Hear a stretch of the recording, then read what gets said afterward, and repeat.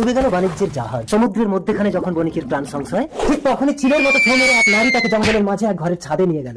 আমাকে মৃত্যুর হাত থেকে বাঁচালে কে তুমি? এ আমাকে কোন দেশে আনলে?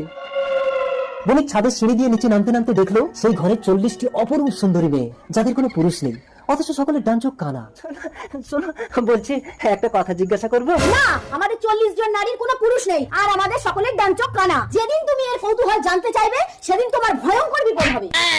যত সব আজগুবি, ডান চোখ কেন কানা জিজ্ঞাসা করলে নাকি আমার বিপদ হবে। উল্টো দিদি, বলছি তোমাদের সকলের সাবধান, তুমি আমাদের 40 জন নারীর একমাত্র পুরুষ হয়ে সারা জীবন এখানেই থাকো, কিন্তু কখনো জানতে চাও না আমাদের সকলের ডান চোখ কেন কানা। তাহলে বিপদ। কিন্তু আমাকে জানতেই হবে এদের সকলের ডান চোখ কেন কানা।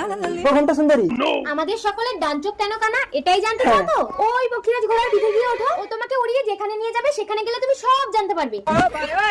পক্ষীরা উড়িয়ে সেই ছাদটাতেই নিয়ে এলো। নামার সাথে সাথেই পক্ষীরাজ তার ডানার ঝটকা দিয়ে বণিকের ডান চোখটা কানা করে দিল।